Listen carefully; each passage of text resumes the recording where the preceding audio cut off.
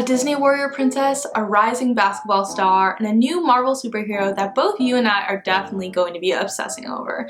So grab your popcorn in hand and your favorite movie drink. Today I'll choose bubble tea.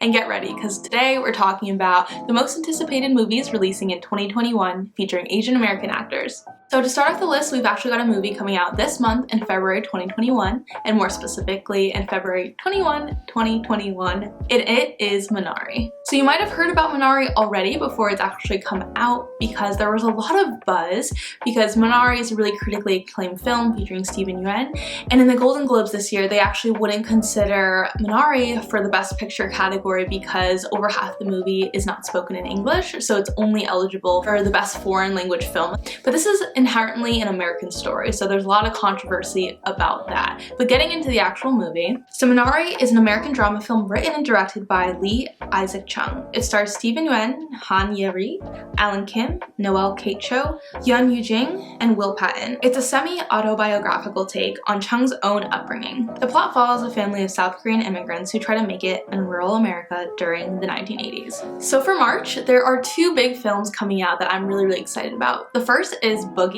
and the second is Raya the Last Dragon. So this must be a lucky day because they both happen to come out on March 5th, 2021. So Boogie is a drama directed by Eddie Huang, who you might know from Fresh Off the Boat.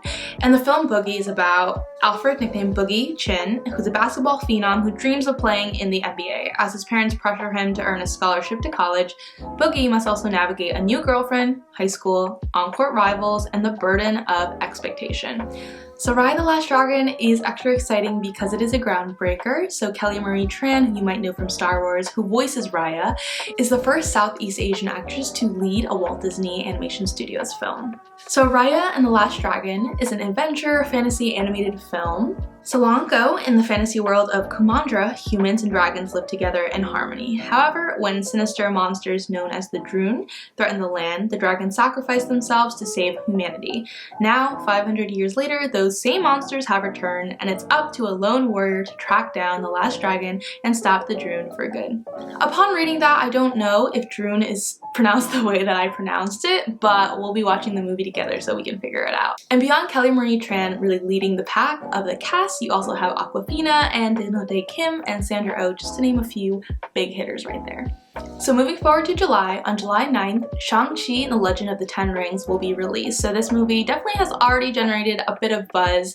Simu will be leading the way as our new Shang-Chi, the first Asian superhero film. And I can't wait for the movie to come out and essentially be what Black Panther was for the Black community and for the world. Crossing my fingers, and I have a good feeling that this movie is going to deliver on that very high expectation and promise. But if anyone can do it, it is Marvel, and I believe in Simu. Alright, so beyond the release date and the cast and the director, there isn't too much on the actual plot of the film, but let me just introduce you to who Shang-Chi is as a Marvel superhero and a Marvel character.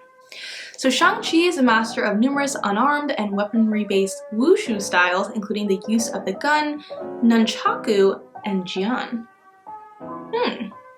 I'm very intrigued. And to round out the end of July, on July 30th, The Green Knight featuring Dev Patel will be released. So you probably know Dev Patel from Slumdog Millionaire and that movie called Lion, is it? The one where he was like an adopted kid from India and he has to go find his birth mother and he uses Google Maps and Nicole Kidman is in there.